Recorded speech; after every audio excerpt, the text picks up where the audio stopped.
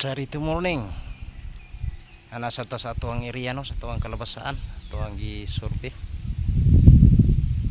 Kay medyo taod-taod na nga wala ta nakabalik dire.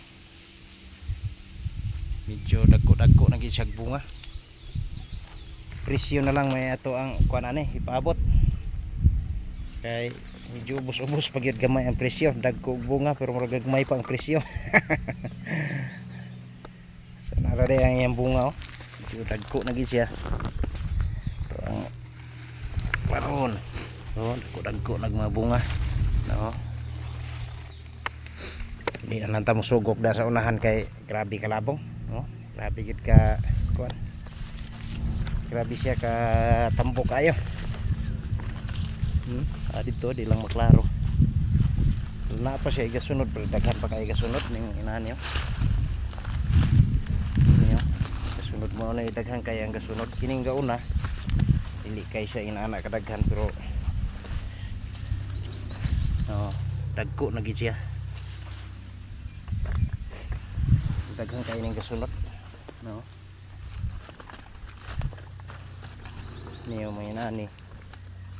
Tungod sa iyang katambok halos akong estimate mga 5 siguro kahugna nga iyahang kuan iyahang bunga na inani kadagko mga 3 up na siya padlong 4 5 na ganing uban tungod sa kadagko kini din ang gasunod na ani kadagko pos na pa gasunod nga inani po kadagko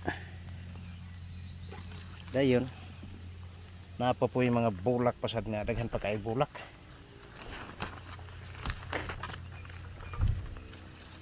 Ano kay nigma bulak nga nani? Patapad pa yung mga bulak na gidalagid niya. No. Yung mga bulak dito tas dakling kay grabe ka dapaw di asulod. So, halos akong estimate lagi mga 5 kahugna ang iyang bunga ani. 5 harbisan siguro ni siya. Kaya di man magbigla kay tungod sa di man dungan, no? Dagko na kuan daghan na dagko. Wa gid siya nagdungan. Oh, kini mga size naman ganin niya. 6 kilos.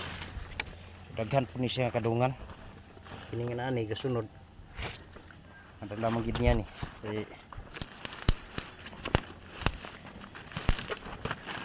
Tambok man kayo, oh.